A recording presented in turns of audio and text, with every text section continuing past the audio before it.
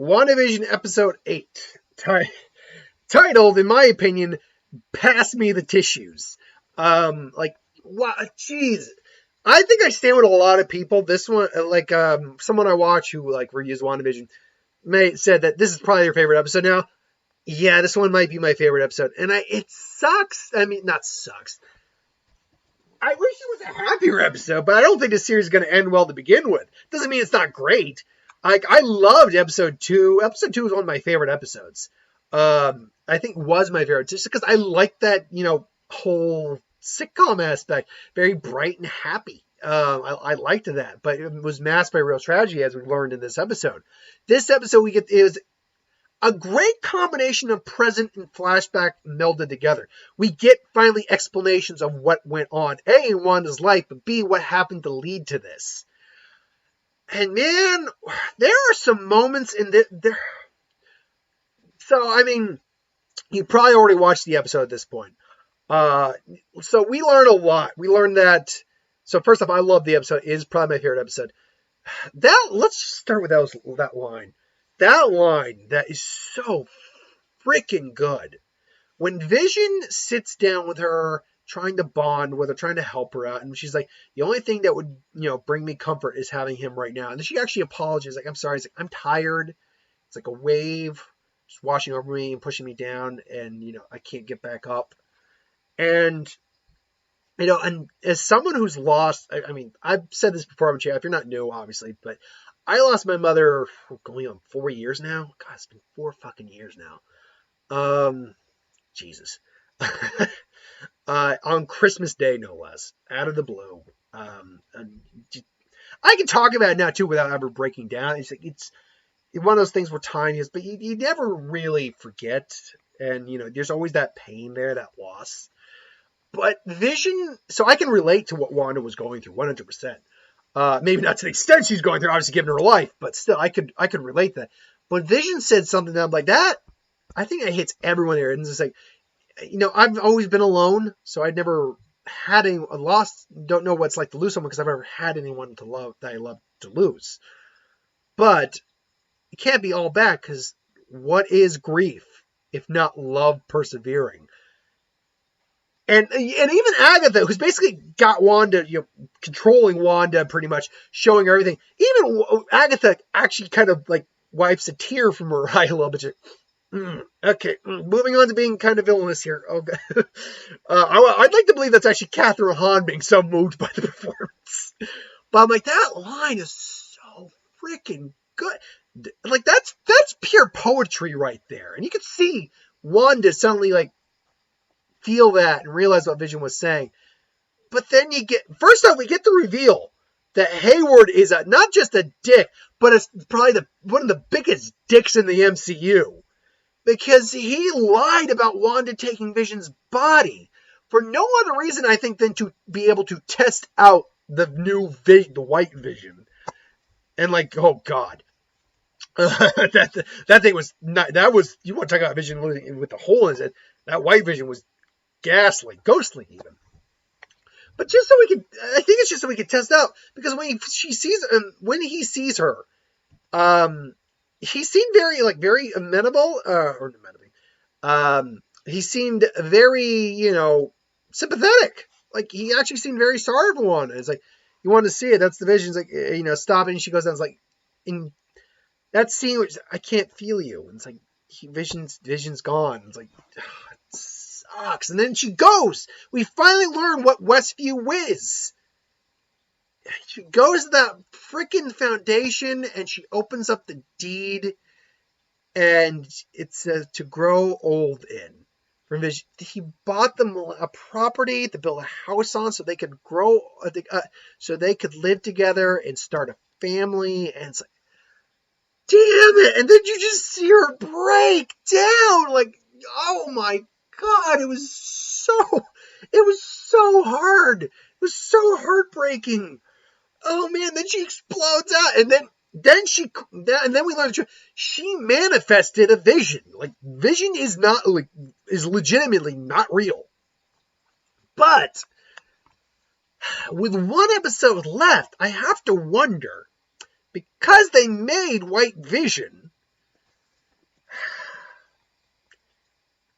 have they found a way to bring Vision back into the MCU proper?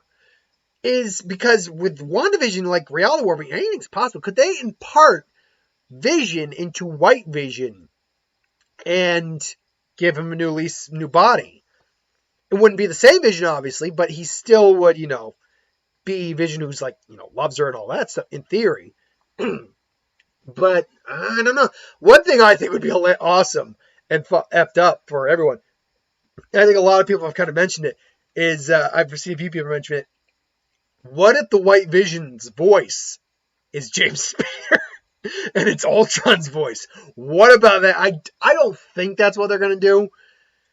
I also don't think that the actor Paul Bettany said he always wanted to work with. The cameo still to come is himself. Although if it was, that's a brilliant troll.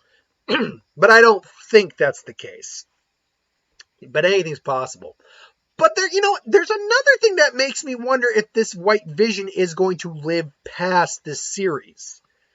Is that Paul Bettany said, because this isn't dealing with the Mephisto thing, because we only got one episode left, and there's nothing that really, well, that's not entirely true.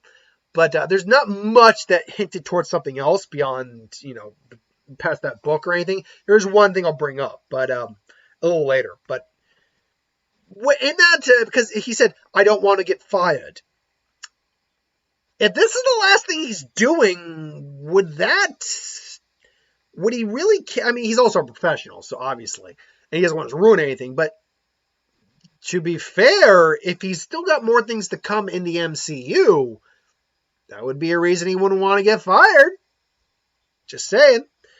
We also get Agatha's backstory. Now, this is where I say that it's not, we don't really get anything more in terms of Mephisto or Nightmare or whatever else, whatever the secret player theoretically could be. We get a hint towards something, because Agatha is obviously on trial for being not a witch, because her mom's a witch and the coven's there charging her with crimes, but because she went for knowledge beyond her power and grasp. She clearly dabbled in some sort of dark magic, which with witchcraft would be making a pact with a demon of some kind. Maybe a Nightmare, and a Mephisto. Was it Chthon? Maybe. I think that's his name. Maybe Sidorak.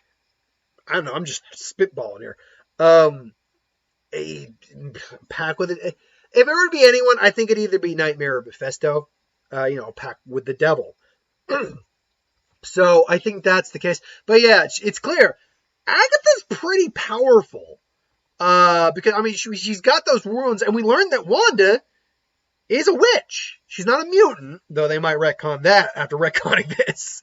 But she's a witch. That's why her powers actually couldn't work in the wards. And Agatha's just like, I was surprised by that. It's like, you don't know your runes or anything? You don't know this stuff, honey? She's like legitimately surprised by this, which is interesting. Also, the fact that her damn rabbit ate a bird. That rabbit is not normal. That rabbit is something else. Maybe that's Ralph. Maybe that's someone. And no Monica or Quicksilver in this, which I think is very interesting. But also confirming that is in fact a fake Pietro. That is not her brother. Whether or not it's the Marvel X-Men, Fox X-Men Quicksilver, I doubt it. But who knows? Still could be. I'm going. Give me $5. I'm saying no. That's my guess. Yeah, but now and then we get into the backstory of Wanda. Now, if I remember correctly, I had an idea of what was going to happen. I think I forgot it. We learned that the reason it's all based on sitcoms is because she grew up watching sitcoms with her parents in Sokovia, and then you get the bomb dropping, and basically she, in theory, used the probability spell to keep the bomb from going off. And then we get that great scene in the Hydra where the Mind Stone comes to her and gives her a vision of herself as the Scarlet Witch. Now, and what's also really cool is that it's just in her head because it's the Mind Stone. There nothing's actually happening in the real world. So, yeah, I mean, and obviously then she drops up, and then Agatha in full garb, which she looked great. Catherine Hahn looked great in that. Full garb, just but it says like this is chaos magic, and that makes you the Scarlet Witch. It's like, yeah. Um, so yeah, they fully name dropped her, and if that image we saw in the Mind Stone is anything to go by, we're probably going to see her in her actual form. Now, with all that under our belts, what? How is this series going to end? Because Agatha also said, oh, yes, the kids, Vision, this town, those kids aren't real. So she's going to lose the kids. If I were to put money on, do I think Paul Bettany's one of the Visions makes it out of this?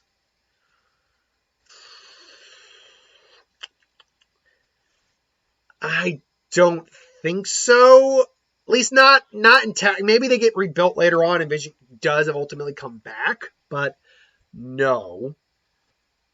It's because it's going to be Vision versus Vision, Agatha versus Wanda, Monica maybe versus Pietro. Gonna have to wrap up a lot of things here. How does this end? All I can say at the moment is, and does Hayward get like what's coming to him for being such an ass? Maybe. All I can say is this is not going to end well. And I still believe there is a cameo coming that Paul Bettany spoke of. I don't believe he was the actor he always wanted to work with. No, I believe there's a cameo coming. Who it is, we'll have to wait and see.